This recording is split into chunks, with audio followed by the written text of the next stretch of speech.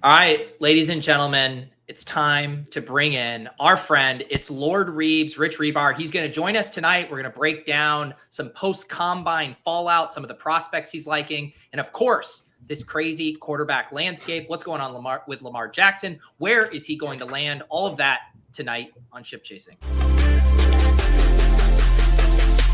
Pat Fryer Helmo. This is why I'm hot. Anita Handjob. Fix your sight. Jamar Alpha Play Chase. Are you kidding me? Kadarius Toney? You can't handle the heat. It looks like we're finally piss boys. You're right.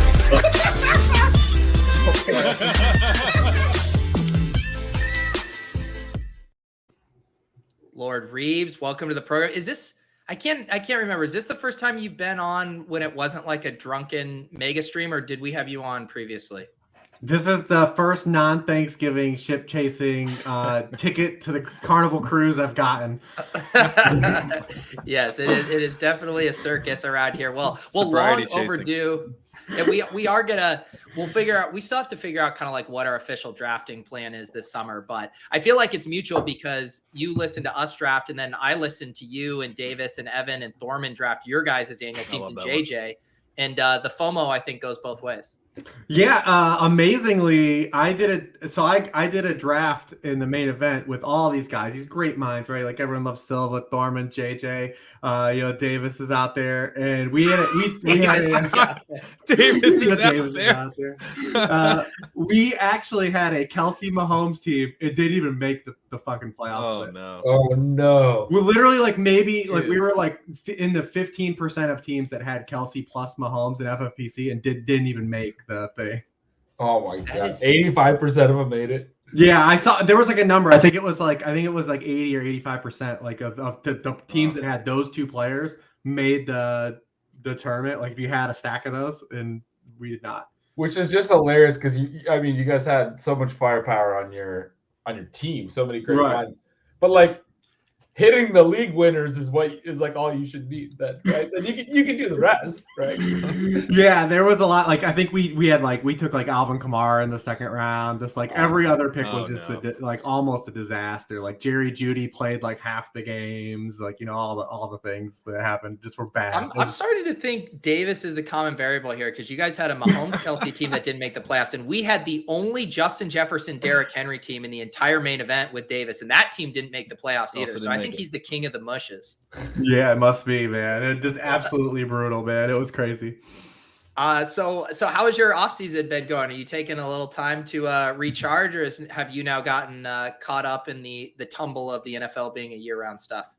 Yeah, I mean, I came back this week. I took a nice little layoff after the Super Bowl, but the combine kind of pulls us back. We started to get a little bit of this, objective workout data. Everyone's starting to talk about prospects. We're at free agency next week, so yeah, it's right back to football, keeping it as a year-long thing. But it was nice to have a couple weeks where I just spent some time with the family, played some video games, watched some TV, did some stuff. It was cool.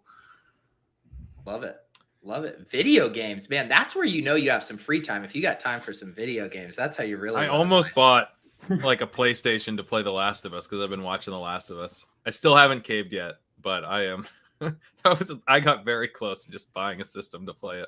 My son just played it for the first time because he wanted to watch a show. You guys see, I got a little Last of Us photo here. Oh, nice. Oh, yeah. I didn't notice that. Look at that. So, yeah. But, yeah, he's excited. He just played through the first game. He's playing the second one now. Oh, nice. That's the thing too. And I've been listening to like review podcasts. I've been watching the show, and I enjoy hearing people talk about like what's similar to the game and what's not. But for some reason, playing the game, I still have zero desire to go play the game. I'm like, I'm going to enjoy the show. I don't need to welcome. Well, did you ever go through? Yeah, did you play a lot of games at any point? I mean, I went through a phase where I went, like all the Bond stuff and GoldenEye I was pretty into. I had like a PlayStation phase in high school. But guys, like fantasy football is enough of a time suck of a hobby out here to be adding video games to that list. Reebs and I'm not saying it's rational. It's just it feels good to do. It's one of those things used to be like a professional Madden player and was like hella good. Reebs, of the stuff behind you, I got to point out the original NES Zelda. That is 3D printed right there. Yeah, that's 3D printed cartridge. Incredible game. Incredible. Yeah, I used to do on the old Madden circuit before. Now, like everyone is a content creator and just like YouTube stuff. But I used to travel to like the stadiums and play and do that. Yeah, I mean, it's one of those things like you always think is like I grew up with it and it was part of our era. So like I probably will die playing video games. I always think about that too. Like, you know, they're just gonna be like 80-year-olds like listening to hip hop music, right? Like in their car. Like it's just like it's just things we grew up with, and like you're just gonna have the controller, right? Like in the future, it's probably all like VR stuff, and like we're gonna be using controllers to play our video games. Be like, that's hilarious, dude! Look at that controller. Yeah, Rich, if you were, I could totally see you as like a Twitch streamer, just like playing Madden and just like firing off like rapid fire football fantasy takes. I would totally tune into that live stream. I've kicked this idea in my head of just doing like, you know, video games while doing fantasy football. Like people just tune in and I'm just playing through whatever. And you know, Polka was kind of doing that for a little bit. Yeah, I think that would do well. Smith, I honestly do. You did it for a little bit. Yeah. I've thought about doing that before too. There you go. Huh. There you go. Well, it sounds like the kind of idea you can do when you win, I don't know, win $2 million in a contest, and then you can just like fucking. I actually might, maybe I'll do this. Maybe I'll buy The Last of Us. By the way, the chat is like, Pat, you can afford the PS5. That's not the concern. It's the time suck. I'm trying to protect my time. Maybe I can turn it into content. That's less scuba trips if you're on the controller, man. Well, next week, if you guys see a thumbnail up here that's like Pat plays The Last of Us, you'll know what happened. I honestly might. What if I played The Last of Us and went through like my rookie rankings? Would that do well? I mean, it would probably do well. It probably would do well. It probably would do well. I gotta say, anything you put out this offseason is gonna crush, man. It's gonna slay. Think it's gonna be all right. I'll probably be all right. Gretch, how are you doing? Are you still in Omni administrative hell? Yes, I am. The amount of things when you run nearly 150 person thing contest. I mean, a lot of the people listening and watching the show are in it. It's not. I mean, I would say 75% of the people are not the problem, and there's not really a problem. But it's just like the amount of questions you get and some of the types of questions you get are just. I don't envy like Scott Fish, man. Like that I have a very much smaller thing. Like that sounds like hell to me. But and still in keto. 30. This is a seltzer. 31 days. No, haven't had a carb. Congratulations, buddy. But you know, bang. That's a nice. Well, Gretch, I was going to ask too, with like trying to like move these drafts along. Is this happening to any of you guys? Is like the Twitter DM stuff like borked for you guys, where like the preview of the DM shows like super old stuff, and it's not until you click into a group DM that you actually see like the current stuff. Like the preview is all wrong for me, and so when I get tagged, I don't see it. Normally, I'll see my name in the most read message, but then I click in, I'll be like, oh, I was tagged 6 hours ago, and I don't see that. Is that just me? That's not happening to me, but I'm not surprised to hear a Twitter feature isn't working right now. Yeah. Elon's conspiring against me to get my my Omni picks in. He changed the algo to fuck with your DMs. It's rough out there, man. I used to use it as I scaled back my tweeting a few years ago, and now I try to act like I don't tweet because it's so broken. But I know it actually has been good for me. I don't really like Twitter that much, but it's kind of part of the job. Yeah. And so, like, Twitter breaking, I'm kind of like, it's cool. I honestly don't even know what Pete was just describing. Whatever that feature is, I don't know how to access that feature. I mean, I'll try one more. You know, when you pull up your DMs, before you click into the DM, you can see like a preview of the text that was just said. Yeah. Like an email. You can see the first. You see the last one. You see the most. You see the last one. But with mine, it's like showing one from like 50 messages ago. It's not updating to the most that's one. Weird. That'll screw you up. Because like with the Omni ones, like I haven't been checking every DM. It's like they're tagging everyone, so I wait until I see it is my name. Yeah. All right. I'm not alone. Thank you, Kyle. It is an Elon issue here. What was I gonna say? Rich, what a pretty crazy week here with all of this Lamar Jackson stuff. First off, like right off the top, is Lamar gone? Is he going somewhere else, or is he going to end up back in Baltimore? I never really thought he wasn't going to be. I mean, like to leave. I didn't know if it was a negotiation tactic. I mean, it seems like it's picking up steam. I just don't see how the Ravens could go through the last 2 years of football And when Lamar Jackson wasn't on the field, they literally scored a touchdown at the 31st rate in the NFL. Like, they're a disaster both of the past 2 seasons with Lamar Jackson on the field. The roster they've built around the outside of Lamar Jackson is a joke. It's an absolute joke, and it's shown up when Lamar's been on the field. The last 2 years, when Lamar Jackson, the offense has been Lamar Jackson, make a play, pull something out of your ass, make a play. And when he hasn't been in the games, they've been awful. So I don't see how they could look at themselves and say, like, we should get rid of that guy because the guy that wasn't on the field and we were terrible is the problem. So I don't know if it's negotiation. He really wants out of there. I don't really know what's going on behind the scenes. I've never really believed that he was going to go until like maybe this week. But even this seems like it's a tricky area just to say, like, well, some team's going to throw like a poison pill contract or something the Ravens can't match. They'll pick up 2 first-round picks. Seems like there's still just like a lot to be settled here. Well, so the poison pill thing, there's been a lot of discussion on Twitter, and there's been obviously a lot of talk about the collusion and all that stuff. What I keep seeing is that comment that like some team should just put some clauses in there to make it so the Ravens can't match it. The history, I was actually looking at the history of the poison pill thing again today because that was a big one for the 2 franchises I used to be big fans of, the Vikings and the Seahawks. Right. Is when it started. Steve Hutchinson, left guard for the Seahawks, their Super Bowl run next offseason. They like transition tagged him or whatever, which allowed the Vikings to make this offer. And the clause they put in the deal, and the Seahawks could match it if they wanted, the clause they put in the deal was if at any point he wasn't the highest paid offensive lineman on his team, the whole contract became guaranteed. It's once again the whole issue of guaranteed contracts. It was a 7-year deal, $49 million. The Seahawks had just signed their other Hall of Fame offensive lineman. Both these guys are in the Hall of Fame now. Left tackle Walter Jones, 7 years, $50 million. So the Vikings went 7 years, $49 million, $1 million less, same length, and said if you match this, because you have another offensive lineman, you're gonna be paying more. Steve Hutchinson's whole 7-year deal will be fully guaranteed. So they couldn't match it. And the Vikings got him. And like Mike Holmgren was pissed at the time because he thought they were doing the regular franchise tag. The Seahawks' intention was to match any offer that came out. They did this transition tag to save like $500,000. It was like the 2 options. It was a very minor, like, yeah, the transition tag doesn't really get used because you don't get any compensation. Yeah. And it's barely any savings off the non-exclusive tag. Right. It was this like procedural thing, and the Vikings swooped in, did this poison pill. But this still gets written about. The article I just read today was in 2022. Like, it still gets written about now. This happened way back in 2006. But the article was like the poison pill was outlawed. That's what I was looking up.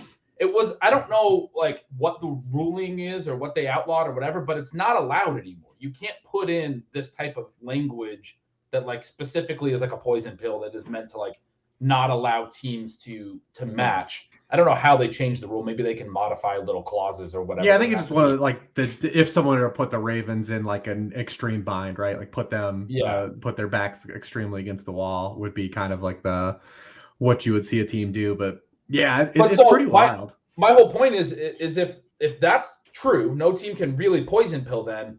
Isn't it also probably the case that everyone is just believing right now the Ravens are going to match no matter what? Like, the Ravens have never indicated, like you said, I've never believed that the Ravens are going to let him walk either.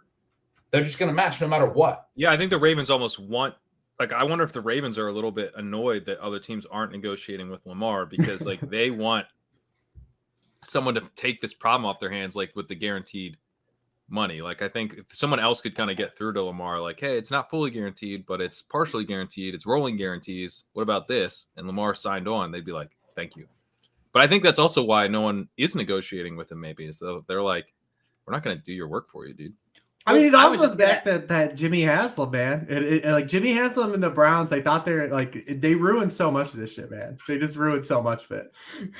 Well, you guys buying, because there is talk about kind of like a league-wide conspiracy coming down from the owners to basically wind back the Deshaun Watson contract via not giving Lamar a similar thing. And there was like the oddly coordinated like PR of all the teams, the Falcons being like, we are not currently pursuing Lamar Jackson. We are not currently like a chorus of teams saying it at the same time. That did feel very weird to me. That was very weird. Especially after all the owners were just together. Yeah. Exactly. Right. Yeah. They're all hanging out, counting their old white money. I mean, do you think? I don't think it's a conspiracy to say. Orchestrate that? I don't even think it's an orchestration. It's just like they all individually are like, when that happened, they were like, fuck that. That's never happening again. I just saw Dink pointed out in a conversation on Twitter I just saw a little bit ago that the league just settled a collusion case like 4 years ago. Like, yeah, is it possible? Absolutely, it's possible they can collude. They literally just did this with Colin Kaepernick and had to settle and paid out a bunch of money. This is the same 32 white guys, as you said, rich old white guys, and it includes the same, like, Dan Snyder, Jerry Jones, Robert Kraft. We know these dudes are shady as fuck. Like, they've shown us that. Yeah, for like man. 20 There's years. nothing more sketchier than old white money. Absolutely not, man. Well, especially it's the most untrustworthy shit ever. It's old white money that isn't like, some of these guys aren't as rich as some of the other dudes. And the issue at hand is like, now you have to take a bunch of money, millions and millions and millions of dollars, and put it in escrow.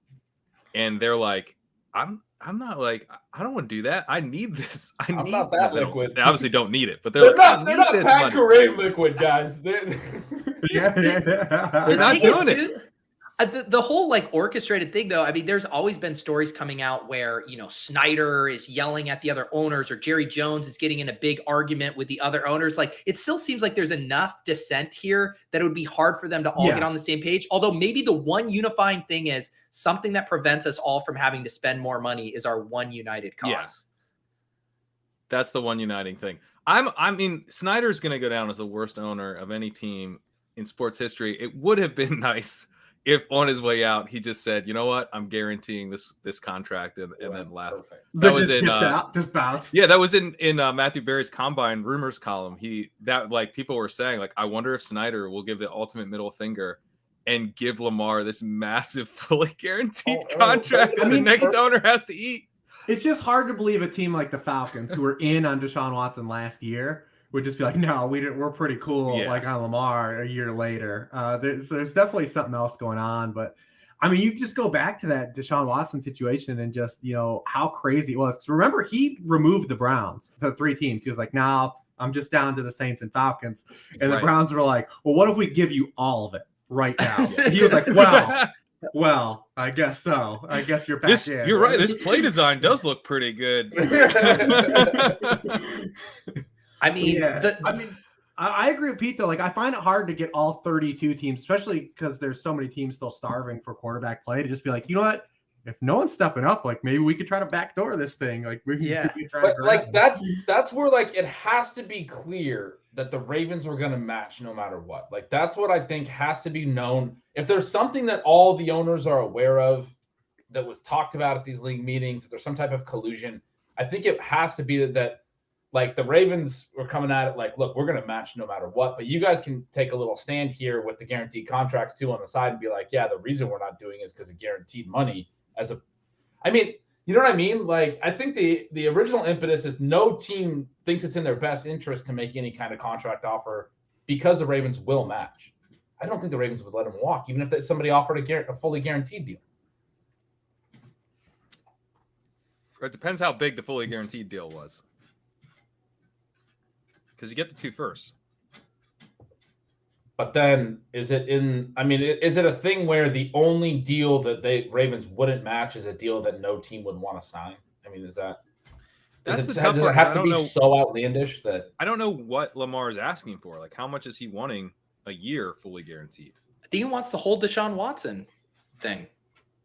I don't see how you can't ask for it. You should get more. Like, yes. Rich was just describing how his skill set literally held up an entire team for multiple years, and he could probably get like $60 million a year. I mean, 2 years ago, they were in first place in the AFC when he got hurt, and they cratered the rest of the season. Last year, they were what? They were 8-4 when he got hurt. And they finished, they backdoor in the playoffs, but it's a disaster. Like, basically, they're terrible. The only win they had over like the last 6 games was against like the Falcons or something. They were just terrible, and they've been one of the worst scoring teams too. And it's because of what they've put around him. Like, this team has never even once tried to give him anything either, and like, he's still been amazing. Yeah, didn't Warren have the tweet that they've spent the lowest or the least amount on offensive skill position since Lamar's been in the on league. a rookie Offensive contract, line on a rookie quarterback contract. And he's lost 13 games as a starting quarterback. I know QB wins aren't necessarily a stat, but the Ravens are 46-13 when Lamar Jackson has started for them. Like, that's significant. With no help. Yeah. Yeah. It's nuts. Dude, Demarcus Robinson was their number one wide receiver. Yeah, it's crazy. It's crazy. Yeah. DeMarcus, I forgot about that. that was memory hold in my 2022. Like, DeMarcus Robinson of the wind sprinter career with the Chiefs, ran so many routes, never really did anything, caught a couple touchdowns with Patrick Mahomes. Suddenly was leading the Ravens in receiving. They had one receiving touchdown from a wide receiver, I think, over their last 12 games of the season. Like, something crazy. It was absolutely crazy. Yeah. So if you're Lamar, though, like, couldn't you get, like, I feel like your quarterback, like, I'm surprised that he's quite so hung up on having the whole thing fully guaranteed. Like, if you got it rolling guarantees year by year, you'd probably get all of it anyway. You're like 90% to get all of it anyway, and you could ask for more per year. Like, wouldn't that be preferable for you, Lamar Jackson? Yeah, I don't. I'm just trying to figure out this comment that says they were all hurt. Who was hurt? Rashad Bateman. Was there any other good receivers on that team that were I guess hurt? Duvernay got hurt, but he's not good. Yeah, Bateman got hurt. Yes, but like the problem is you traded Marquise Brown and all you left was Bateman, and you didn't get anyone else. It was coming up a pretty poor rookie year. We don't know, man. I mean, we don't know. We don't know what he's asking for. We're all assuming he's chasing the Deshaun Watson thing. We don't even know if that's true. That's true. Yeah. We don't. Tara says here, the Ravens won't match the fully guaranteed. They're doing this so they don't have to pay the fully guaranteed. They're hoping nobody else will offer the fully guaranteed, so Lamar will take less. I mean, do you think, like, Lamar and I don't even want to call it hubris, but do you think he's even willing to, like, come back to the table with the Ravens if he comes back empty-handed? Or would he rather take, I don't know. I do wonder if he's just fed up with the Ravens in general. That's what worries me. Like, Lamar is probably going to drop a bit in ADP, but I'm worried, like, is he going to sit out a year or something, or maybe he won't, like, sit out, but he, like, reports and, it's kind of, maybe will he do the Deshaun Watson thing where he's, like, sort of there and gets a year towards free agency, but isn't really willing to play. Because what's the number he'll play on if the non-exclusive tag's like 32 million or something? Yeah. And there's no way. I mean, the guy already sat out for the playoffs, and there was talk that he might have been able to come back, or he could have been healthy to come back, but he was already thinking about his long-term health as it relates to a contract. Like, this guy's not going to play for 32 million next year. 32 million. I mean, so because he was a 32nd overall pick, I'm trying to look. He's been paid in cash, like about that amount for his whole 5 years. So it doubles his career earnings. His fifth year was 23 million. His fifth year option was a big number, but the first 4 years was like 10 million, and so he's been paid about like 33 million. It looks like. So that's like his 5-year career earnings so far. He would get again this year. I'm with you. I don't think he'd probably play for that either. He would probably want to get a deal done that's longer and more guaranteed. He was looking for more guaranteed money, obviously, but that is a pretty healthy number to get paid for a season of football. You especially worry that he picks up a little ankle tweak. I'm sitting out week 17. Right.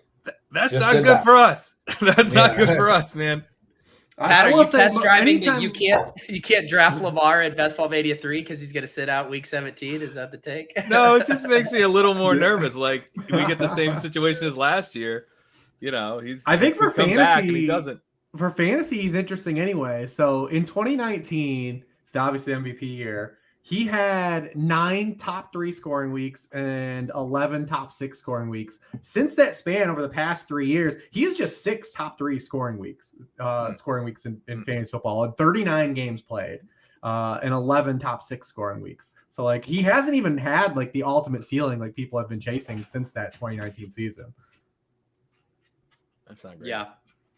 Well, this is the other thing too, and this was the other big news this week on the quarterback front. Daniel Jones is about to make more than Lamar, and imagine Lamar having to play for less money than dimes. Rich, what was your thought on the Daniel Jones signing there? Because that was also a hotly debated one. Yeah, I mean, both teams that declined the fifth-year options, the Raiders and the Giants, got honeypotted, except for the Raiders got a slap on the wrist because the franchise tag for running back still doesn't matter compared to what they were the fifth year would have been. I think it was like a $3 million difference if they would have picked up Jacobs' fifth year versus the tag. So they're out $3 million, but the Giants, they are out a lot more. I mean, if you're not going to pick up his fifth year, you can't then extend him a year later. Like, he couldn't have changed that much. It was an all-time bad run out, man. I mean, because it was, they got him to like the precipice, right? Like, you beat that fraudulent Vikings team, but you have a wildly successful year over expectations the first year. So now you're in no man's land to get anybody to replace him.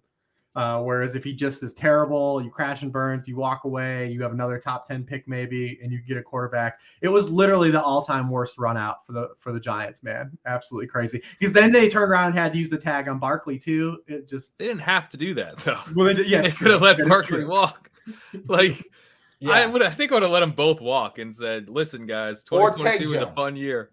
They don't have anything in that roster. Stinks. It stinks. They don't have any. Like, how are they going to get wide receivers in now? They've got nobody. I mean, their top outside wide receiver is like a cast off from the Bills. They literally got him for nothing. And like, I would say, as crazy. far as their draft position not being able to land people, that's all true. But if you suddenly let Daniel Jones walk, like we're talking about Aaron Rodgers to the Jets a bunch, I think like they are an attractive place because they can now promote. Brian Daboll took this terrible roster to the playoffs. Looks like a good young coach. I would think that would be attractive to somebody like an Aaron Rodgers or other available. There's not a ton of available. Once you look at the rest of the roster, it's not.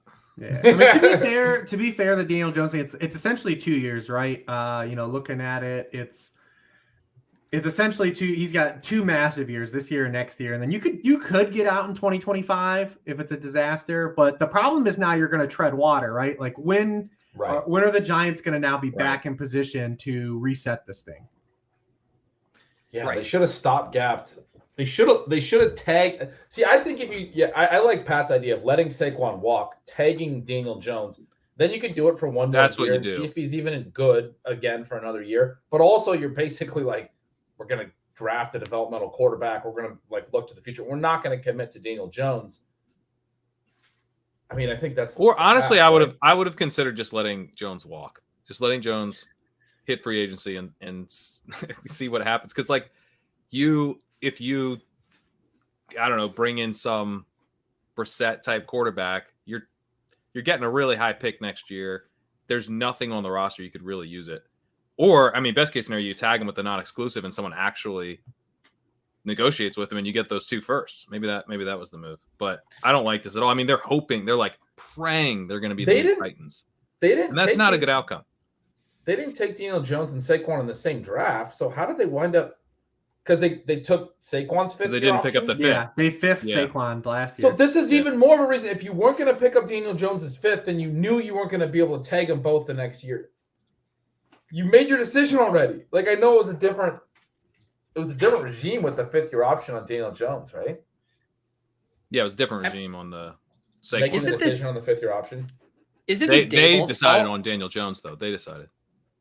Is it this Daboll's fault though, in that like he maximized the roster and got like reached their near ceiling with this talent level in year 1, and now they're like, well, we got to keep the band together. We can't blow it up after he led us to the playoffs with, all this like C-level talent. I blame Joe Shane for that. Like, hey, yes, we can, and that's what we're doing. Yeah. He's tight with Daboll. I feel like, I don't know, maybe Daboll was like, no, like we gotta run it back, but. Like, you bought a ton of goodwill. Everybody likes you guys. They believe in what you're doing. They're probably not going to feel that way after another 2 years of Daniel Jones would be my guess. Yeah. Well, what about similar? Because I guess it's, I mean, not quite analogous, but the Seahawks re-upping and extending Geno with the same logic where it was like, you surprised us. You got more out of, this offense than we expected. And now we're going to reward that with an extension. But then they're going to be sitting here at what? Pick 5 or pick 6, and there might be a quarterback there that they could really like. Wouldn't you rather rebuild around Anthony Richardson than Geno Smith? Like, how do you think through those scenarios? People are saying they'll take Richardson with Smith, which I found a little odd because Smith steals long enough. Like, you don't want to burn 2 years of the rookie deal. But, yeah, I think I would be looking to draft a quarterback rather than signing up for Geno Smith. Although that was a team-friendly deal, at least. Yeah, Rich, what did you think of the Geno extension? Yeah, I don't think it removes them from taking. It just kind of gives them some leeway. I mean, Geno was a really good story last year. He did kind of come back to earth the back half of the year, where he was kind of like, Pizzuta wrote an article about it on our website. Just talked about, he was 21st in EPA per dropback, over the final 7 weeks. Things kind of caught up to them, but they're not removed from taking a quarterback still. That's what like the Giants aren't taking a quarterback now, right? Like they're not. But Seahawks still can absolutely take quarterback. Will they do it at 5 though? And who's even going to be there at 5 now at this point? Like it's going to be Richardson might not be there. Yeah, it's wild to kind of think that we're here at that point, but that could be like a reality too, like outcome that like there might not even be the guy that they want at 5. But the Seahawks are interesting. They're young. They got a lot out of their draft class last year. One of the better rookie draft classes in the NFL this year. Both their tackles kind of came back to earth a little bit towards the end of the year too, but they got a lot out of basically everyone they hit on last year. It was like old school John Schneider draft where it's like, oh shit, man, all these just hit again. But they've got they're in an interesting spot because, obviously we're going to see the Rams. Like, what can the Rams do over this next period? Do they come back down? The Cardinals are in kind of a rebuild. The 49ers are clearly positioned well and have the best roster. But things are there for the Seahawks to kind of make this a quick turnaround based on think about getting rid of Russell Wilson, making the playoffs the year after, stockpiling a few picks, and being able to kind of reload again with a real good draft class and the more ammunition to kind of run this back again. If you hit 2 years in a row, Seattle kind of luck boxed into this thing. Well, I mean, give him credit for trading Russ, which looks genius now. So, yeah, it's been impressive. I mean, they still waited till Russ broke his hand, played poorly in the second half, and like his value created when he wanted to get traded a year earlier, and they could have got at least another first. They waited until, but I mean, they still got a lot out of that deal compared to what Russ turned into this past season. But they're a hot spot too. They could take one of these. They could take a receiver early with one of these picks in the first round too, and then Geno's got Metcalf, Lockett, and a rookie wide receiver potentially in a first round rookie wide receiver. Like there's still a lot of upside, I think, with Geno staying. From if you're doing these drafts now, especially because Seattle stacks have never been hard to build. Like in any year, they're never hard. Football. Yeah. Well, Lockett always goes like 2 rounds later than he probably should. Pat, you said it's a team-friendly deal. I was just trying to look it up. So it's 3 years, $105 million, right? Or is that not likely to manifest? The 105. Because $35 million per year is less than a lot of other quarterbacks, but it's not like that team-friendly. Annual salary of $25 million a year. 25? This is what it says. Yeah, 3 years, $75 million. 30 million fully guaranteed at signing, 40 million in incentives. I'm not sure. I don't see the details on those incentives though. It was okay. That is actually a pretty interesting deal. It is also kind of like an interesting dynamic this year too, with like you're mentioning, like the Seahawks or even the Texans. There's lots of teams that have early picks that really need wide receivers, but like the way this class is lining up, it's like it seems like we have a lot of like back half of the first round, early second round type picks, but it's like we don't have the Drake London and stuff where you can justify a top 10 pick on a receiver. So then what? They either have to reach to get their receiver or they have to trade back. I think JSN was like 3 or 4 more healthy games away from being a justified top 10 pick. Yeah. I'll be interested to see if teams talk themselves back into him after he seemed to impress a lot of people at the combine with his route running and stuff. Just run like a 4.55 40, man. You'll make yourself a lot of money. Let's run a 4.55. Rich, what was your take on, I mean, is JSN just the clear crown jewel of the wide receiver class for you? I think he's my wide receiver 1. I don't think he's as clean as like previous years though, as previous like top guys we've had. This class in general too, I think is intriguing. The one thing about this class is we know the jobs exist, right? Like the NFL still has a need for wide receivers. Everyone, think about teams that are loaded at wide receiver, like the Bengals need a wide receiver, right? The Seahawks, we just named them. They need a wide receiver because everyone's running base 3 wide receiver offenses. No one really runs 3 deep, let alone 4 deep at the position. Then when you factor in, injuries and guys not playing well. So, I mean, it's a clear need. It's the opposite of the running back position. This running back class is pretty talented, but there just aren't enough jobs for running backs. The wide receivers you might be like, oh, well, it's not as good as last year's. The top 5 guys are all better than the top guy this year, but we know the opportunity exists for all these guys. So they're going to get thrown into an opportunity to have playing time and opportunities to hit. So we can't really kind of look at it from the top down and say, well, no, these guys aren't as good as last year. Like, I'm not going to invest at all, because these guys are going to run into opportunity. Yeah. It is not as strong of a class, though. I think that is fair to say. I agree. Kind of got to think through what you're actually doing with that information. But to me, I think last year's class was unreal. Like, it was such a great class. Really good. And from a pre-draft objective, like, perspective, like, there was just a litany of, like, there was, like, legit, I would say, like, 4 guys that looked at, from my end, like, modeling stuff, to look like these guys aren't going to miss. And then Treylon Burks was like, this dude's probably really good too. So, like, I know all those guys grade higher than the number 1 wide receiver in this class for me. But we're probably going to see those guys now get pushed up, because JSN is not competing with those guys. He's competing with Quentin Johnson. He's competing with Jordan Addison, right? Like, so it's only going to help him. I also think with JSN, there is the thing of, like, all the modeling is going to generally would be more bullish on him had he played his final season. Maybe worse. I guess it could. Yeah, I guess you're right. Maybe there's some uncertainty there, but I think now he only ran 50 pass routes, but they were bad pass routes.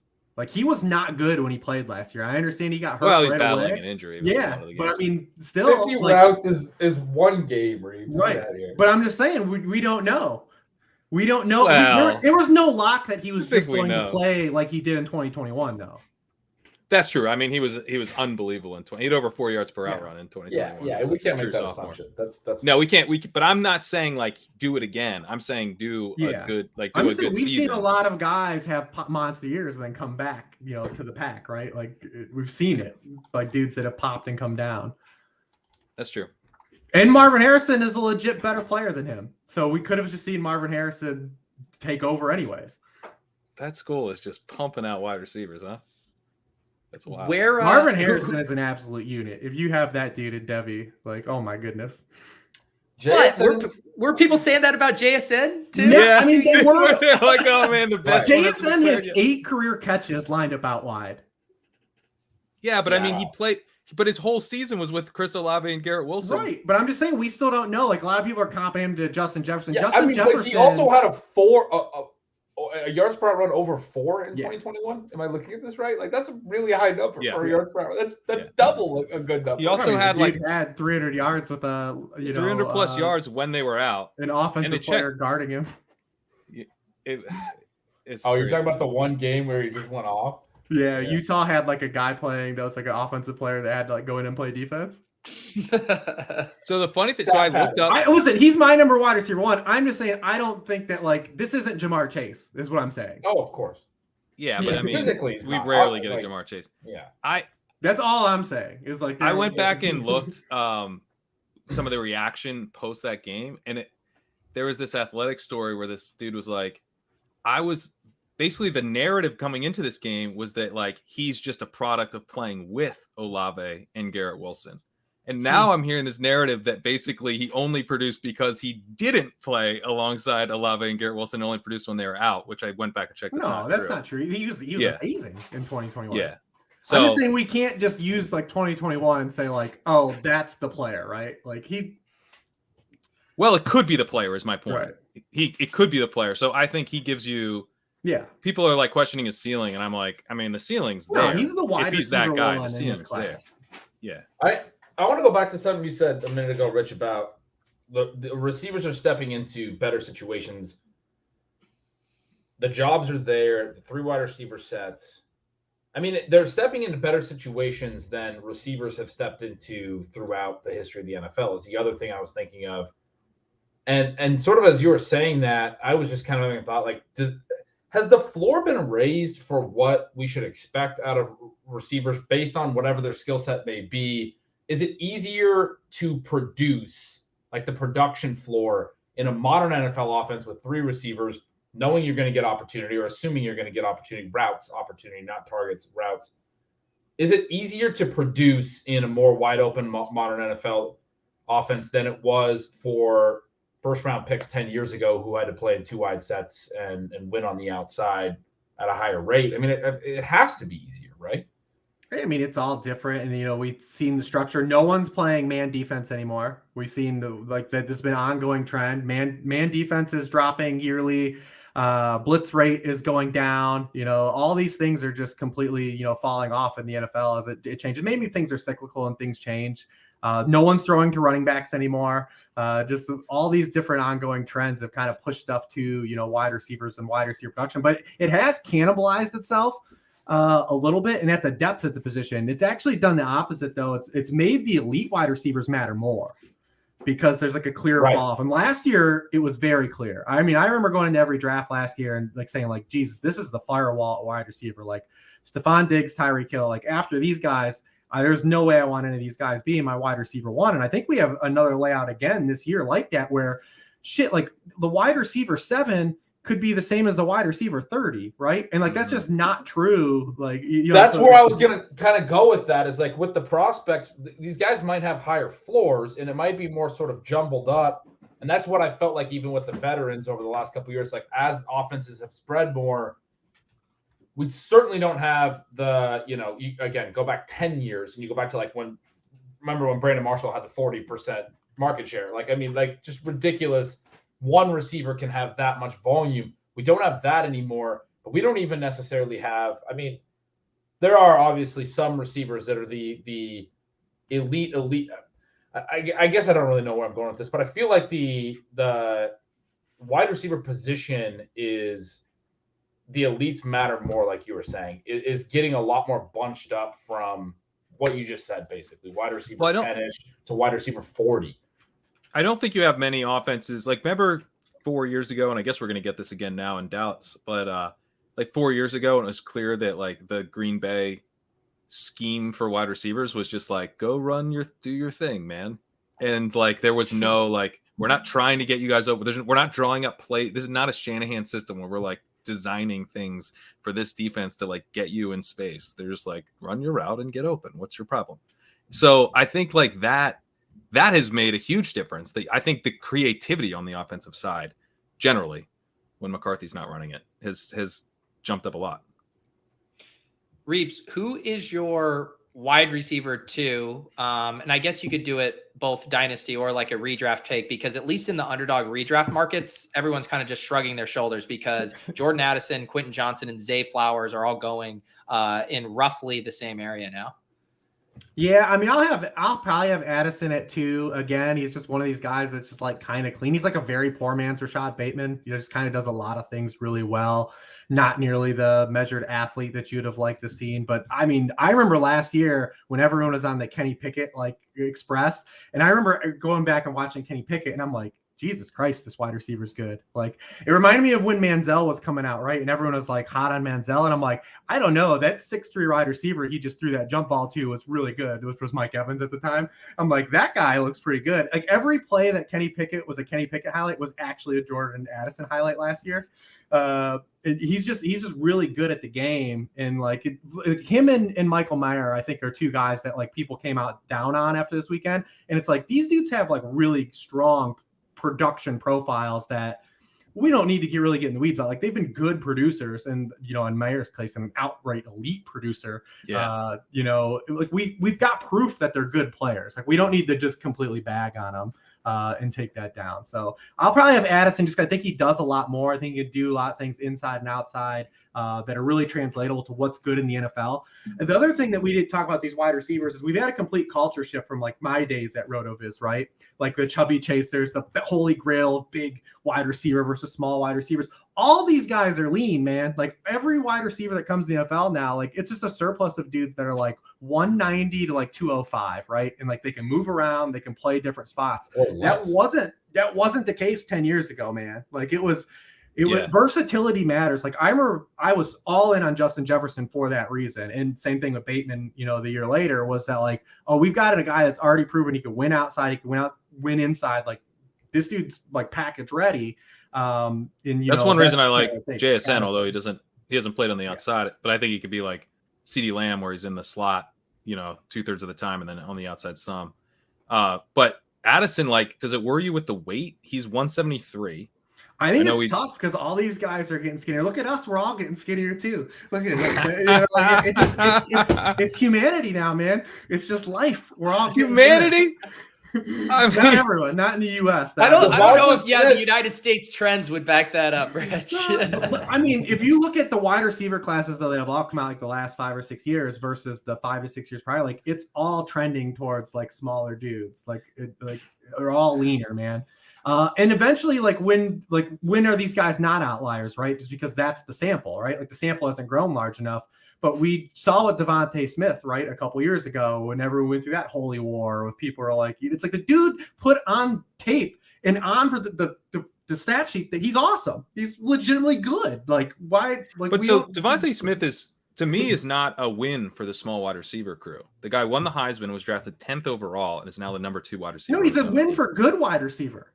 He's a win for you can overcome it, but I don't think he's a win for throw out weight. Because if he was 200, he would be a superstar. There wouldn't be a need for AJ Brown. Gretch is like, that's no. That wasn't even. It wasn't even the AJ Brown thing. This is. I'm making that noise in defense of Devonta Smith. I think you're reaching on that, dude. He's been good. He's been good. But coming in, it was like, is it Devonta Smith or Jamar Chase? Like, he should be in the conversation with Jamar Chase. And to me, like, one of the reasons he was not in the conversation was because he was a tiny, tiny man. And, like, I think the fact that he is that small has hurt his ceiling. I do. I think it hasn't prevented him from becoming a very good player. I would say he's a star. You just got done saying, and I agreed, that Jamar Chase was very unique. We can't compare him to Jamar Chase. That's not fair. Well, he did get compared to Jamar Chase coming out. There were people saying, I think, class, but he was never were people actually taking him over Jamar Chase? That feels like a straw man. I got in arguments with people on Twitter saying he's gonna be better than Jamar Chase. So there was that. I don't think his rookie season play was any reason they got Arthur Juan. I mean, we've seen every team that got bounced out of the playoffs last year, and if the Chiefs would have lost in the playoffs, you would have heard the same shit. Is that like they didn't have enough at wide receiver? This team didn't have enough at wide receiver, and the Eagles went out and said like, you need multiple guys now, and that's why they went and added to it. And they both won. I mean, they were both good. Like I think of them as 2 wide receiver ones, basically. I mean, it's Chase and T. Higgins, or we've had that conversation with those guys for a long time. But like, it's not a 1-2. It's not a need for AJ Brown. Like Devonta Smith's an asset, absolutely. No, he's an asset. But I'm saying like that profile, the 10th overall pick, won the Heisman. Like that profile should be when that profile hits, it should be the 101. He should be where Justin Jefferson's going. I think the fact that he is that small has taken a little cut. People are taking him at like the 2-3 turn right now. Like he's not. I think you're being unfair. I kind of get Pat's point because he's still an elite player, but he's not going at 1-2 where Jamar Chase is going. Like that's an impossible bar. That's a bar that only 2 people can hit. Well, I'm saying when the guy hits, what's the ceiling? And I do think it hurts Devonta Smith that he's that small. I think it does create a little bit of a lower ceiling, even though he's very, very good. All right. When you put it that way, I'm understanding your point, I guess, a little bit better. I hear you. Yeah, it's like the difference between being a top 12 wide receiver versus being able to be like the best wide receiver in football kind of argument. Sure. I don't think, I think that's. But I don't think anyone in this class even fits that for me. Conversation. No. Yeah. Yes, that's what I meant earlier. It was no shade towards JSN at any level, who's my clear wide receiver 1. Like I said, I just don't consider him I consider the margin very thin for him to hit that upside. So isn't Quentin Johnson like the closest thing we have to more of the prototypical old school RotoViz chubby chaser wide receiver in this draft? And where does he fit that mold? Where does he come up short? I mean, he came up short, but in the department of being shorter than everyone thought he was going to be. Everyone thought he was like, because he plays that way, like he's 6'4", 220 pounds, right? Like, and wasn't huge vertical. Ended up being smaller. Yeah. But yeah, he's the one guy, like, because one thing in the NFL that is tried and true that we see as we've seen this dynamic shift is if we do get these guys that are big and fast and have some production, like the NFL still will value those guys. So him being bigger than both of these two other guys that are projected to also, in contention to go in the first round is definitely going to have him on some teams' boards as the wide receiver one, right? Because that's what they want is that, because the NFL still like they have a lot of these old school guys, right? Like they are going to look at him and say, no, this is a guy that can play true X wide receiver for us. We want that archetype of wide receiver for this system, even though that stuff is fluid in the NFL. The systems can change, and that stuff shouldn't like go into your dynasty thought at all. I remember everyone talking about Jonathan Taylor a couple of years ago, like he's going to this most amazing offensive line, and 2 years later, like the Colts offensive line is even good. Like it does like that stuff's all fluid, right? Like it shouldn't be part of after your post draft process. But a lot of teams, I believe, will have Quentin Johnson, wide receiver one, on their board just because he looks like more of the old school physical X wide receiver than some of these other guys. And scheme wise, they probably think they can get JSN. I mean, I still think a lot of teams, from a team building perspective, think the slot position is more replaceable. They can get that somewhere else. It might be changed in the last couple of years with Cup, going bananas, and then Amon-Ra the front half of last year. I guess you just need that system to get those guys free. I mean, it also like, even though he came in a little shorter than people expected, he still had a nice combine as far as 96 athleticism score, 11.2 in the broad jump, 40 well, and a half. Didn't run the 40. Vertical. Yeah. Which I think is a little concerning because I was looking at how many contested targets he had, and it was a lot. And so I'm like a little bit, and you see like he gets compared to DeAndre Hopkins. That's a guy that came up when I watched him. I was like, kind of looks like DeAndre Hopkins, but it's like that contested catch type of, skill set. And that it does feel very boom bust to me. It's like T Higgins, it translated. He's awesome. Like you look at his open score on ESPN. I think he was wide receiver 25 over the last 2 years, but he's wide receiver 12 overall in their next gen tracking data score overall, including like yards after catch and catch and stuff. So the point is that he doesn't get that much separation, but he still wins. And Johnson could be that guy, but we've also seen he ghosted a little much. For me, he would ghost at certain times, and especially like I'm someone that is someone I love big game players. Like you perform in big games, especially guys coming out. It was a big thing for me with like the LSU guys coming out. It was a big thing for Deshaun Watson when he came out. When people were tearing down Deshaun Watson's like arm velocity, and I was like, I just watched a dude 2 years in a row with over 400 yards against Alabama. I'm pretty sure he's good. And you look at Quentin Johnson. The last time we seen him play, the dude had one catch against Georgia for 3 yards. Like I don't like stuff like that. I don't like seeing things like that. So Devontae Parker's a guy that came up in my stuff, and then I got a little nervous because I was like, that feels actually really spot on. Where you're like worried about, he's too much of a contested catch guy. And maybe it like kind of half translates. Like he's not Treadwell, and Parker had that one good year. He's not a bum, but it's a little bit like, I don't think I want to draft Devontae Parker. And I feel like Devontae Parker throughout his career, it's like he will flash in a game and then disappear for 2. And then he has one game where he looks like AJ Green, and then another game where he looks like Kevin White. And you're just like, what is going on here? Rich, I gotta pivot real quick, and I gotta ask Rich because he's the Konami code guy. Is Anthony Richardson the 101 in Superflex? Do we sell everything we have to get him? Is he the greatest thing to ever happen for fantasy football? Wow, man, he's a conversation. He's a conversation. I mean, it's interesting because, just 3 years ago, like we had Jalen Hurts come out, and, Jalen Hurts went in the second round of the NFL draft and was a decorated passer, far more than Anthony Richardson. Like not even close. In my stuff, Jalen Hurts is a 72nd percentile, career passing collegiate output for me. Anthony Richardson is a 20th percentile. He gets comp to Dante Culpepper and Cam Newton. But can we go back to the original Konami code? We get Tim Tebow. What was he? He was probably in the 20th percentile. Well, this is what. First, I hope. But it's interesting because Anthony Richardson for these NFL teams versus like a guy like Jalen versus our fantasy teams, say, right? Like, whatever. We've all jumped some terrible rookie picks. Like if we take Anthony Richardson 101 and he sucks, we don't get fired. we don't get fired. We've made worse picks probably. In terms of chasing ceiling. Plus, like rookie picks are free. Like you get them for like so it's not like it really even costs you anything. You can just suck again and get a new 101. I mean, it's great. But man, for Anthony Richardson to get steamed to potentially being the number one pick in the actual NFL draft, man, that's a broad stroke for a GM to take, man. Because it's either gonna like you're either fired in 3 years or like you look like the smartest man alive. But man, it's one of the worst passing profiles we've ever seen from a quarterback. And if you go to Ryan McChrystal, a guy that writes for us, he had an Anthony Richardson thread, and you watch some of these plays that Anthony Richardson has, and you're just like, how can a human being that plays quarterback make some of these throws?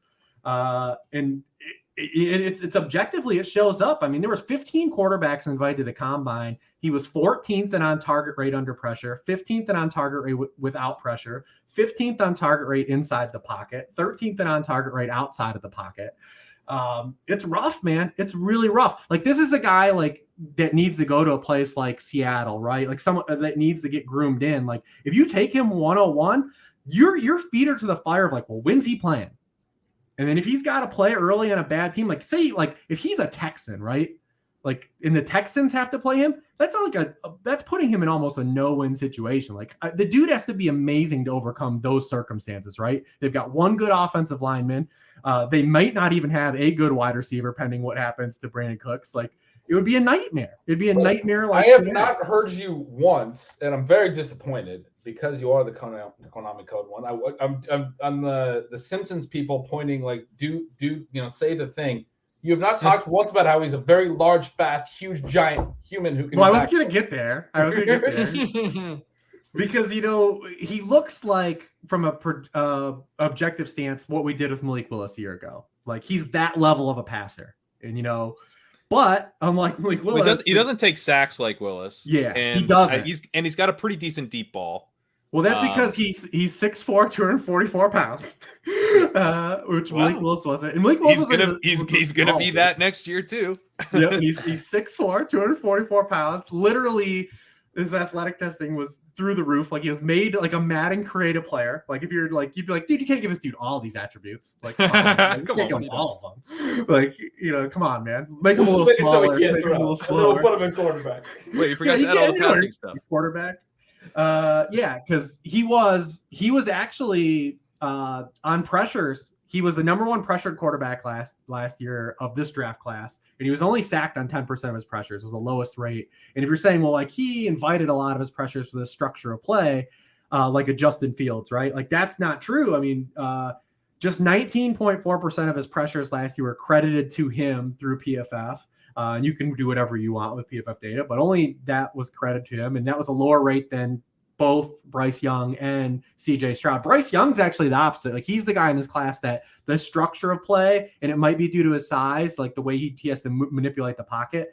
More of his pressures are self-induced than they are, a quarterback like Anthony Richardson. His time to throw is pretty high, Bryce Young. Yeah. I mean, he's constantly buying time, and he's great at it. Like he's great at maneuvering behind the line of scrimmage, and so it makes him so good. It also might be part of why he has to, because of the size thing. Like that's stuff that like we really can't, like we're just doing guesswork on. That he has to maneuver through lanes where a guy like Anthony Richardson is just big and can see those things. So I mean, but when you look at him compared to like Young and Stroud from fantasy, and you're saying if I have 101 super flex, like the landscape of the tier 1 quarterbacks, which we know are valuable and arguably more valuable in fantasy football than they've been in ever, right? Potentially ever, because we've never had a subset of quarterbacks that do the things this subset of quarterback does. Yeah. Because everybody's mobile. Everyone can give you a little bit of running, even if it's not like a linchpin thing. And now these guys are all throwing for the Peyton Manning seasons, right? Like it was different when you had Peyton Manning, Brady, and Drew Brees at the top. And like these dudes are throwing 40 touchdowns every year. It doesn't matter if they're not getting rushing. But now these guys like Josh Allen and Kyler, Jalen Hurts last year, like these guys are throwing up for 30 touchdowns. And Rich, George Blanda was kicking the extra points, man. I don't know if they're the best ever. Yeah, man. So I mean, but what I'm getting to is I don't see from Stroud or Bryce Young being able to really threaten that tier of quarterbacks. And Richardson, at least can threaten that tier of quarterbacks and like his apex outcome, right? So I don't really have a ton of pushback on it. It's gonna be real curious to see like where he goes in the NFL draft, and because we did see this with Malik Willis a little bit last year, right? Where like people thought he was gonna go a lot higher than he did, and I think he's not gonna be a third. Oh, he's not going to third feel round. Confident about that. No, but what if he does go like pick 28 or something? Like, it does. That would concern me for sure, especially with the developmental stuff. That's what Gem City says here. Could this be a trap and he falls like a rock into the 20s, or a GM's just going to say screw it? I mean, I would feel pretty comfortable at this point betting a lot of money he's a top 10 pick in this. How does he get past the Panthers at 9? If he falls all the way to 9 and Levis is off the board, the Raiders go Levis 7 or whatever, he's not getting past them. They're desperate. They have to get a quarterback. And then the question becomes, if you just took a shade off of some of his testing numbers, not quite the most athletic quarterback of all time, like how much is that? Clearly it's like driving our enthusiasm in fantasy drafts and all that. I'm just like wondering, how many spots did he earn himself by an extra half inch in the vert, an extra 0.3 of a second in the 40? Because like it does become like that is what is pushing him up. Well, and I think that's a huge part of this discussion of like how far does he fall and all that stuff, because who are the quarterbacks that coaches are looking for? And everything Rich was saying about how teams are not blitzing as much anymore, they're dropping back, they're making you matriculate the ball down the field. Like, and the quarterbacks that are thriving, I mean, Jalen Hurts did a lot of stuff.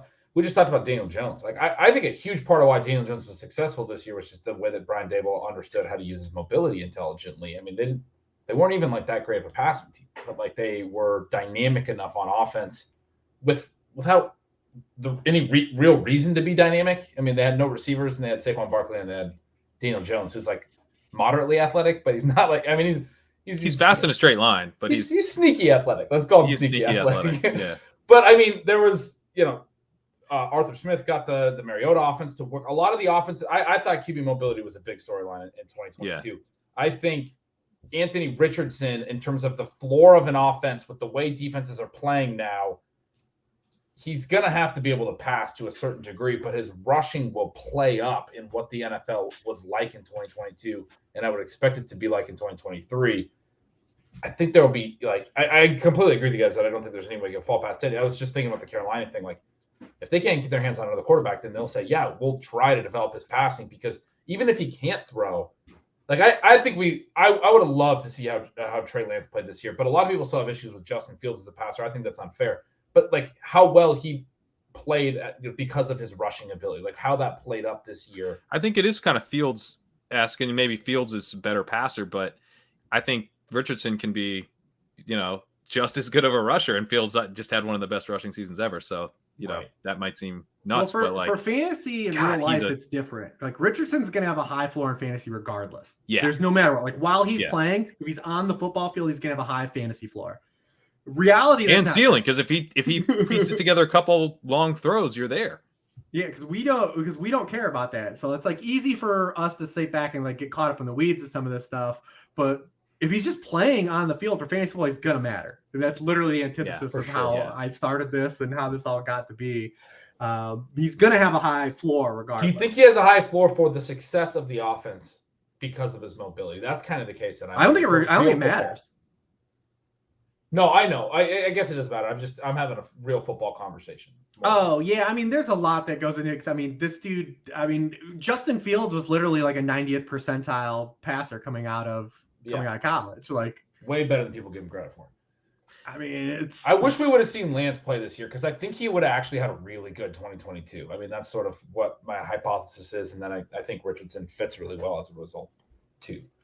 I think Richardson's a much more impressive rusher than Lance. Like Lance is sort of a theoretical rusher because he's athletic. Yeah. But like Anthony Richardson, when you watch him run, you're like, holy shit. Like this dude, like he's really like in the open field, he's dangerous. So I mean, he really is like the rich man's Trey Lance, right? In terms of he's like LeBron James. He's built like LeBron James. He's the size of LeBron James, playing quarterback. I mean, I think he's maybe like big Lamar Jackson, and maybe a worse passer even than Lamar. But he's like, I think as a rusher, he can be outrageously good. I mean, we had Cam, we had Culpepper. I mean, the whole thing is the passing. That's the stuff, no matter what in the league, you'll get run out of the league because no matter what. Right. That's why you have to have a floor to the team on the real football side, or else in Dynasty, you're screwed. You're not going to start for more than maybe 2 years. I am pleased to see he doesn't take sacks. I don't think you can have his inaccuracy and take a lot of sacks. Like that's no. You can't be Will Levis, dude. Like you can't have the Will Levis profile. Will Levis scares the crap out of me. He's more athletic than the defensive ends. He's as big as them, and who would even tackle this guy in the backfield? It doesn't surprise me. He doesn't take a lot of But I do believe that the top tier of quarterbacks from Dynasty are undervalued, anyways. From the span of don't have to make it a Bijan versus Richardson thing, but you're talking about right now. Like Jalen Hurts is even in one quarterback leagues is going after Deebo Samuel. There's no way in the hell you could tell me that I'd rather have Deebo Samuel on my dynasty roster right now than Jalen Hurts, who I'm going to get probably 8 to 10 years of threatening to be the number one quarterback in fantasy football at a given speed versus maybe luck boxing into one more Deebo Samuel magical outrun that he had 2 years ago. The QB1 tier, even in one quarterback tiers in dynasty, is undervalued. There's a gap between these guys. It's that everyone's spoiled because I have Jalen Hurts in a dynasty league and I got him one quarterback dynasty league. I got him way cheap, 4th, 5th round pick, or maybe we've got him off the waiver wire. I can't even remember. I got Justin Herbert off the waiver wire in one of these same leagues. Josh Allen was floating around super cheap. All these dudes, they came kind of out of nowhere. A lot of Mahomes was cheap when he came. Mahomes, yeah. So I think people now that's most likely because the NFL's kind of caught on to this and they're going to come with higher draft capital and more buzz coming in. They're going to be more expensive to get going forward, and then a lot of them will bust. So but I think we're all spoiled. I think the market hasn't caught up to the fact that we're not always just going to pick up this guy and he's the cute quarterback too. That's great. I didn't need to spend anything quarterback. Eventually, that's not going to work. Jalen Hurts was a really fun one. And everyone, when he went in the second round, was he's the super flex guy you stash in the second round, your super flex draft or third round. And then that was exactly correct. The ceiling outcome of that play was exactly correct. Even higher than anyone would have thought. Lamar Jackson was 32nd pick in the draft. That's not a guarantee. There's a lot of, you're just talking about Johnny Manziel not too long ago. I mean, I don't want to disparage Jackson by making that comparison, but Manziel went in the second half of the first round. And there was a lot of hype around him too, and he obviously didn't pan out. There's guys like that don't pan out, especially when they're not premium picks. Or 32nd pick, he winds up hitting. He's another one. I mean, you mentioned Allen, Herbert, all these other guys. They went in the top 10, but we didn't like them in fantasy. But yeah, we have been able to pull quarterback production out of nowhere for a while. I mean, it's a great. I don't think you should. But basically, to put a bow on this, I don't think you should be scared of Anthony Richardson's floor to not take him because. Who cares if you miss, right? Who cares? Who cares? I mean people, it's you feel safer taking Zach Wilson with a top pick versus, it's Look, all the I same. traded off Zach Wilson. I traded off Zach Wilson and for good value after the first year. That's the other thing. You almost can't miss with Anthony Richardson because he's going to run so much. Trey Lance, if you wait until the summer when it's very, very clear he's going to start to be, he's definitely 100% can be the starter to begin the season.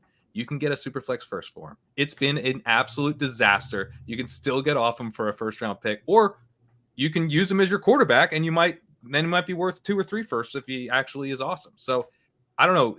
There's it's kind of crazy how high the floor is.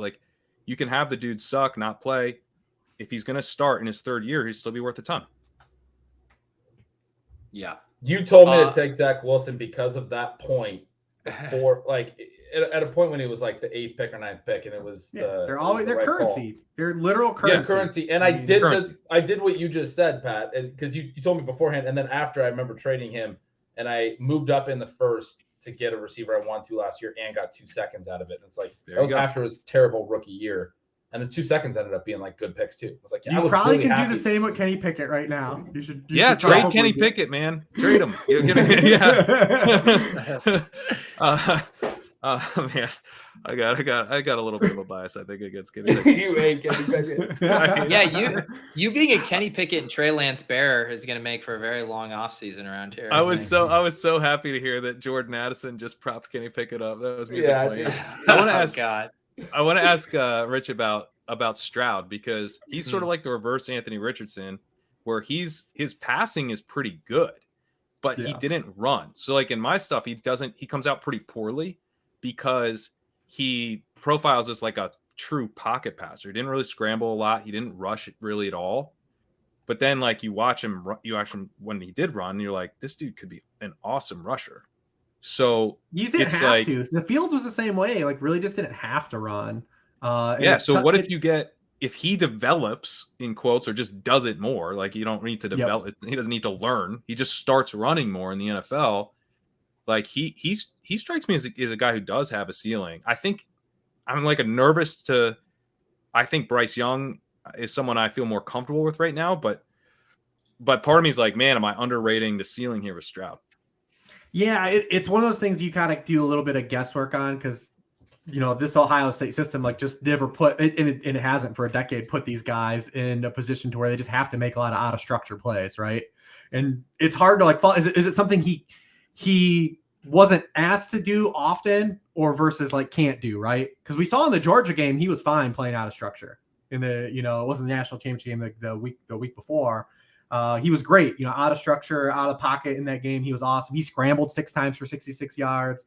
So it was like, he did at least show us going out the door, like, hey, against an elite defense, when he's tasked to do these things, it's capable to pull this out.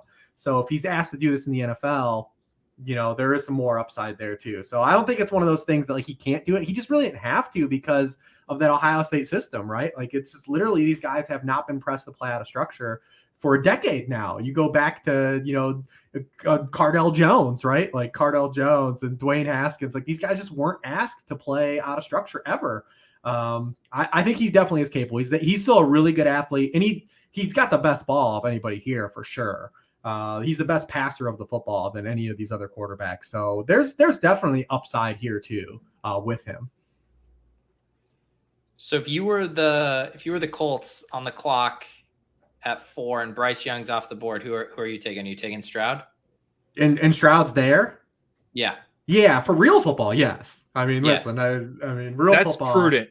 That's the prudent move. You take Stroud and you're like, look, I'm going to live to fight another day. This guy's not going to get me fired. Maybe, if Stroud seems like the most Colts pick ever too, right? That's such an Indianapolis Colts pick. And I think you have like the out where you're just like, you're going to do the Daniel Jones thing where you're going to go, no, you're a mobile quarterback. Like it's not working. Your decision making's bad or whatever's going on. You're not like running the offense the way we want. Like Daniel Jones came in and we're like, oh yeah, he's a little mobile. He can run, but he wasn't supposed to be like this. And they made him like this because everything else didn't work. So I do think with Stroud will be more ancillary though. Like I think it'll start more ancillary, but I think you could, as a coaching staff, you could go, the only way we're not getting fired is if you run all the time. And he, so with Richardson, if you say the only way we're not getting fired is if you're accurate now, you can't tell him to do that. Right. Yeah. And so it sounds like you guys are or Rich, were you kind of inferring Will Levis, like in your opinion, shouldn't be a top 10 pick? No, I mean, absolutely not. We're talking real football? Yeah. Yeah, absolutely not. Like if anytime you're staking your draft for the outcome to be Josh Allen, who Will Levis is nowhere even close to, by the way, even objectively, that's a very wide margin, right? Like you have to hit. Like that's rough. That's a lot to ask. Isn't he Zach Wilson again? I think he's way worse than Zach Wilson. Way worse. On paper, he's way worse. As a prospect, but that was great. I want to close. Wow, that might be the best selling point I've ever heard. He's way worse than Zach Wilson. On paper, he's way worse than Zach Wilson. I'm gonna have so much Levis again. I'm always taking the quarterback everyone's convinced sucks at the 109. I mean, to be fair, that's what I do. I'll draft. Is he Paxton Lynch? If he's a top 10 pick and he's going at the turn of Zeroflex drafts, I'll throw those darts too, man. I'll throw those. Yeah, all right. I'm glad we can hold hands. Oh yeah, that's the principle thing. That's not me backing Will Levis take. That's just the principle of playing fantasy football. Exactly. Take. But you look at, against Power 5 opponents, this dude is a nightmare. And he was worse than this class. He's the lowest on target rate in this class on throws further than 10 yards downfield. He has the highest sack rate taken of all quarterbacks in this class. He's the highest turnover rate. Like sacks and turnovers, don't fix themselves next level.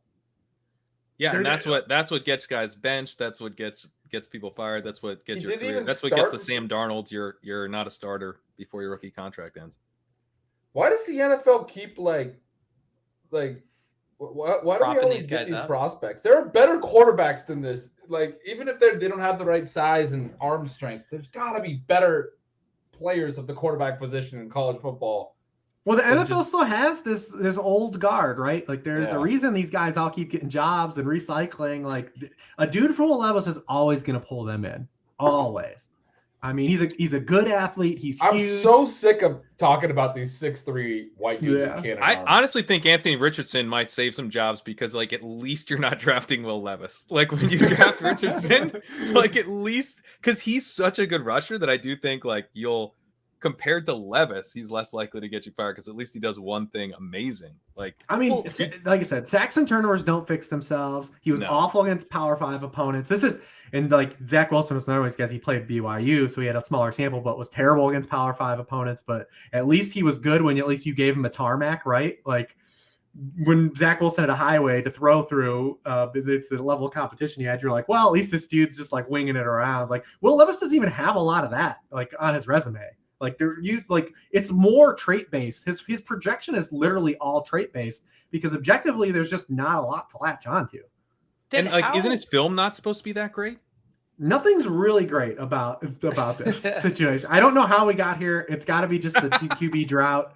But well, now I'm really confused. How up until the combine was Levis projected in all markets to go ahead of Anthony Richardson? Because if it's all tools based, Anthony Richardson had those same fucking tools. Yeah, even he's before got the better combine. tools.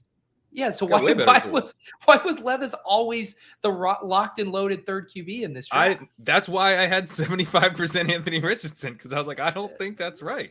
It was $136 worth. Just chill out, Pat. These are the right questions. I mean, Hendon Hooker is a lot more interesting to me than Will Levis, wherever he goes, and he's another guy that takes like a real projection just because on what they did at Tennessee. I mean, this is, you talk about like Stroud not having to play out of structure. Like, Hendon Hooker, like what he's going to be asked to do in the NFL compared to what he did in Tennessee is going to be night and day. And coming off a torn ACL. Yeah, I mean, he had 12 pass attempts last year, 12 outside of the pocket last year. Like, just it's just an unreal number. Wow. It's like a make believe number.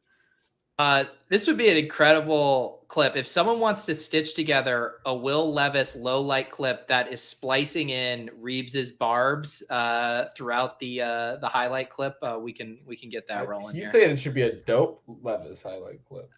It sounds like it doesn't. No, exist. I like Pete's idea better. I like Pete's idea much better. I want him taking sacks and looking bad. Yeah, exactly. What do you guys think about doing a quick rookies and sophomores draft to wrap up here? Put some of these ideas on its feet. Let's do it. Anthony Richardson 101. So are you not Bijan 101 in Superflex then? I think it's team context. I'll tell this. A lot of teams are going to take Bijan Robinson with the 101 pick that have no reason to be taking them. Yeah. Why?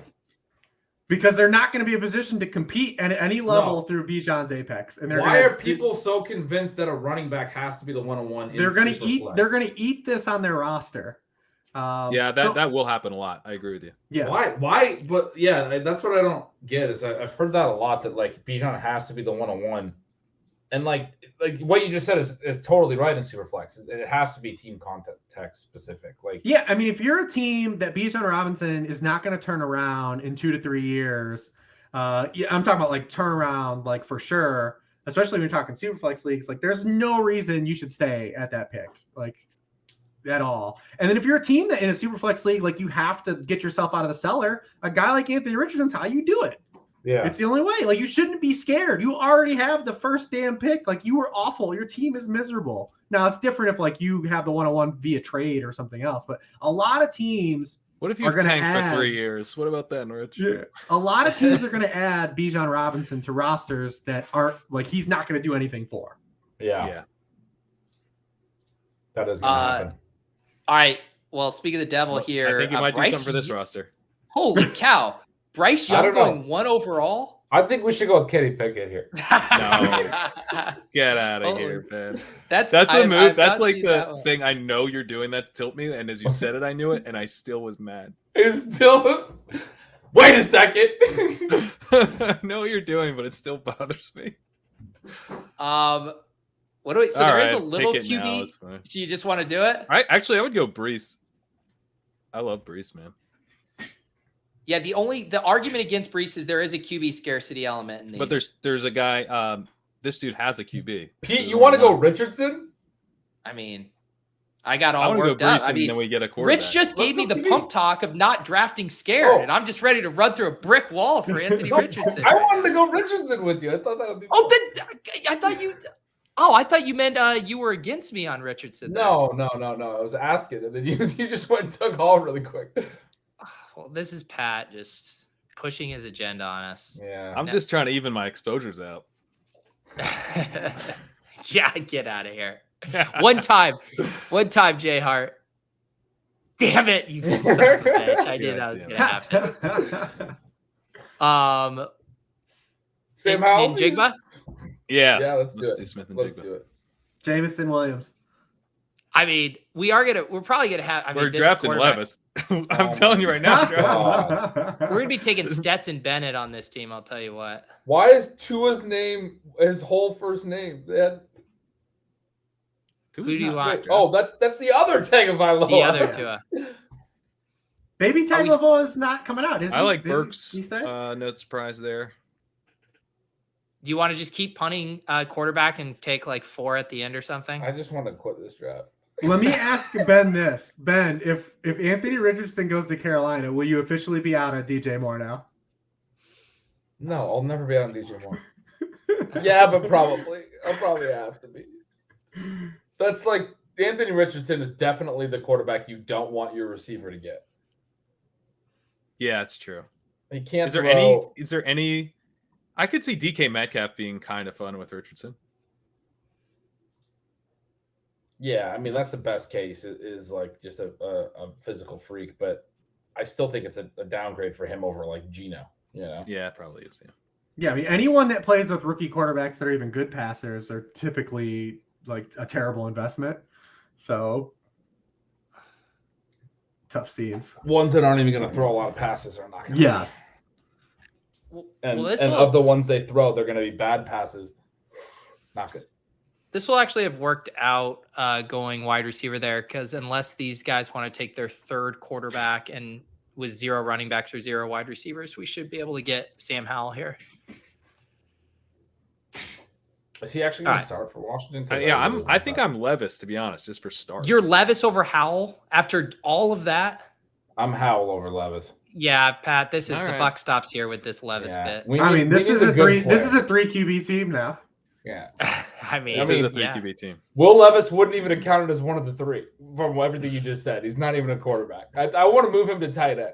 He's gonna run around, man. That's all you can hope for. We should take Levis. Addison, Johnson. We should honestly take Levis. Do you want to He's take gonna Levis? start. He's gonna get starts in.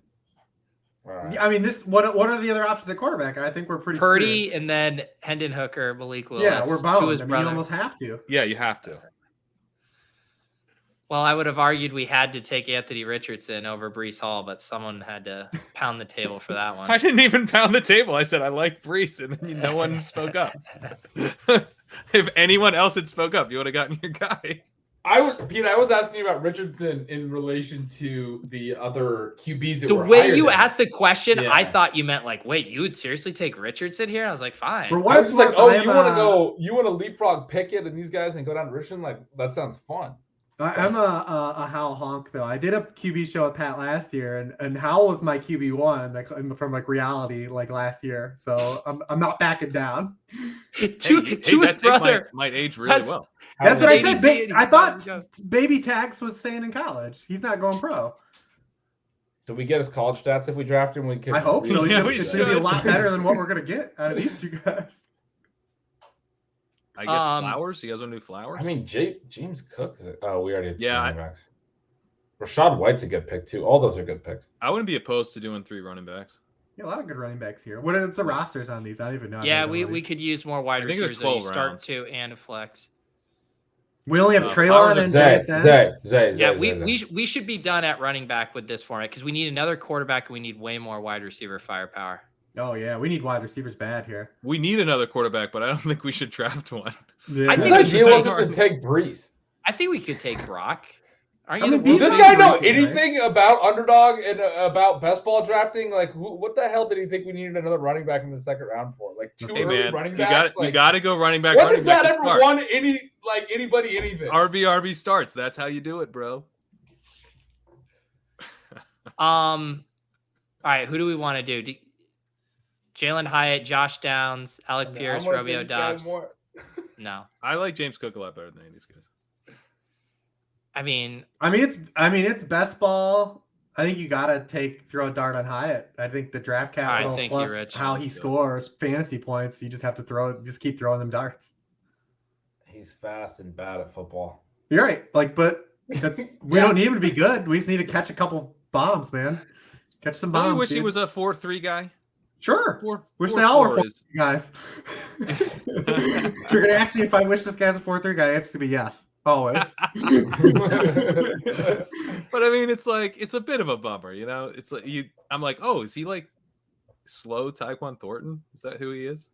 It's not. Maybe, dude's still. I mean, again, if we're gonna like pimp box the JSN 300-yard game, like the dude had 5 touchdowns against Alabama. Okay. All right, now I'm in. I think we need to keep drafting wide receivers. Yeah, I was just a principle of like what we need to draft on this team. He made the most sense. Let's do Thornton. Booty's supposed to be. Let's get some touchdown bombs.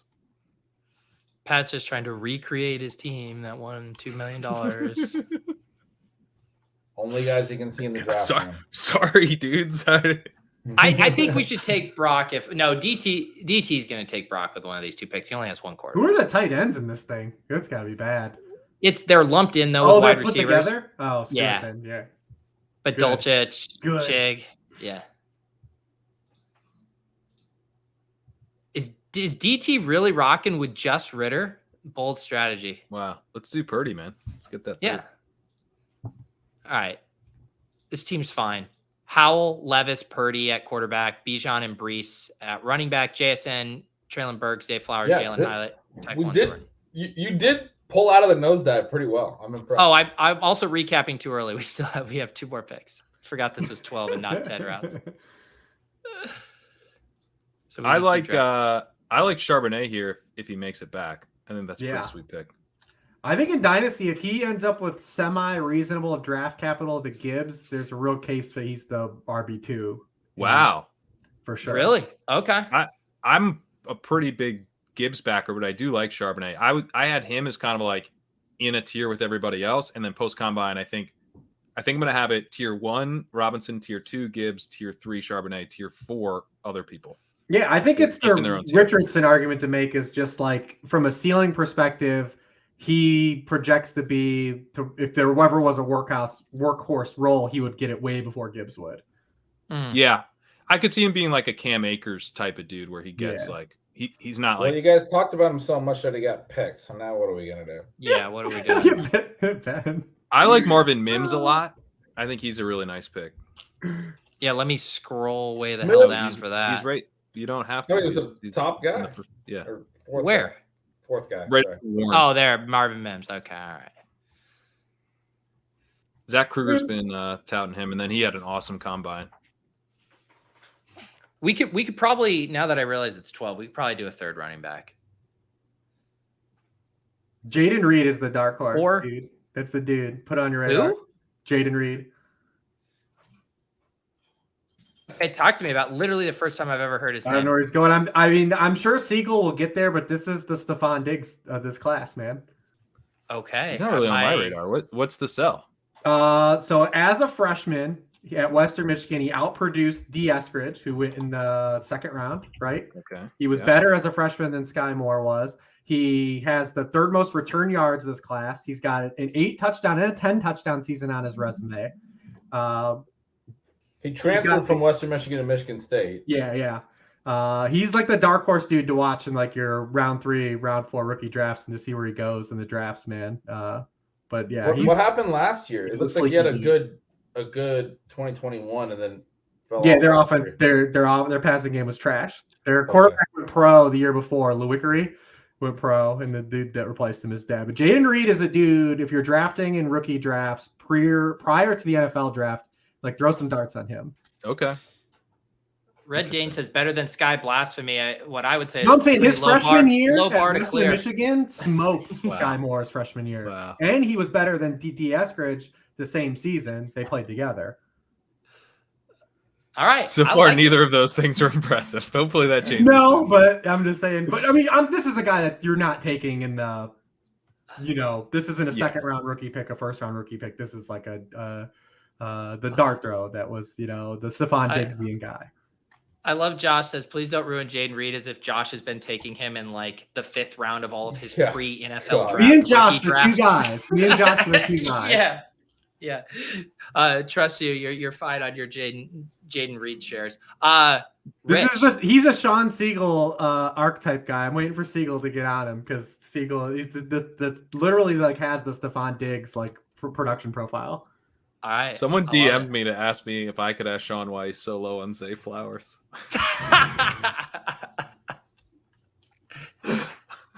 They need a middleman. Yeah. Well, I mean, you can't get hold of Sean? It's actually. Yeah, I get those a lot from Bananas. It's like, I'm like, no. I was like, I think it's probably because he's a 4-year guy and it wasn't the biggest program. It's a great spot for Sean to be in, where he's just created a buffer for everyone. Well, I answered it like I was Sean. I was like, well, probably this. Rich, it was long overdue to get you here in the ship chasing. No, we got to draft a real team. You want to do? Well, I mean, no, not tonight. I mean, I gotta be up pretty early, man. No, I'm talking about. I've got to come back and we've got to do an FFPC draft. For sure. And I know you guys kind of want to reconfigure what you did last year because everything took off. But we'll find a way to do it. Well, hey, you want to do waivers on that team, man? Yeah, you can be in charge of waivers. This is the problem that happens is everyone says they're down to do waivers until it's time to do waivers. That's at which true. point no one is down to do waivers. Well, we're gonna need Davis on this team now too because Davis will do the waivers. That is actually true. Davis will do waivers, but Davis then you got to go check his work, and then it's like you're doing the waivers yourself. I don't usually agree with Davis's waivers. Dude, didn't Davis drop Geno Smith for us? I think we had just a really QB needy team, and Davis just willy-nilly dropped Geno Smith early on in the season. I was so pissed. I think it was the Penta team where I floated Justin Fields, and I got a bunch of what's the point? Are we not in a position like Crack Rock where Pat can now just outsource waivers for us for everything? Yeah. Yeah, why don't you hire? Hire us some interns. Finding interns. Hire us some damn interns, you millionaire. Get the intern program. I'll look into it. I'll talk to Crack Rock, see his intern. But yes, Rich, we will definitely get together for a draft stream this summer. Tell the people where they can find you. You got the goods coming out over at Sharp Football. Yeah, so all these guys, I am writing up all of these prospects. I had the quarterbacks come out yesterday, tight ends tomorrow at Sharp Football Analysis. Nothing's paywalled in the offseason. Everything's just out. So you can kind of get my thoughts on everyone in the entire class. I'll have running backs and wide receivers next week. Fingers crossed that no one really gets traded next week because I want to watch March Madness when free agency opens. I don't want to be writing up any of these bum wide receivers going places. So fingers crossed that we don't get any huge moves in free agency. I know everyone else wants that to happen, but I'm looking for that not to happen. Love it. All right. Love it. Gretch, Pat, anything else you guys would like to share with the people here? I would like to share that the Omni Cup has 1 pick left until it's done. Ooh. 15 of the 16 drafts finished. Brian Severson, if you are watching, you are on Shots the clock fired. The final pick in all of Omni Cup for 2023. Wow. Shots fired. How many teams draft Omni now? What are you guys up to? Few hundred. I mean, I don't know. This Omni Cup is 128 for this one. The Ship Chasing Cup we have is 56 people. There's a lot of overlap there, but there are some that are not overlaps. And there's a lot of independent leagues. I don't go and look. I should know that, but I don't. That's cool though. There's just a bunch of independent leagues going. That's awesome. Quite a few, man. There's quite a few. That's The awesome. thing is, all the leagues in the database from all the years are together. So Well, I can't easily tell. Gretch, you know what happens is everyone does their research for like the Omni Cup or the ship chasing cup. Like, how do I rope my buddies into this? And they'll be the fish and I'll be running laps around them, having done all my research. That's what happens. That's what Rich did. Yeah, I got a bunch of my people do. I mean, I think it's tremendous, man. I hope it takes off. I hope that we can get some investors here. We can make this thing take off. I would love it. Pat, anything on your end? I won't be on it on Friday, but I would recommend checking out ADP Chasing. That show's been awesome. Sam Sherman's been doing a hell of a job on that.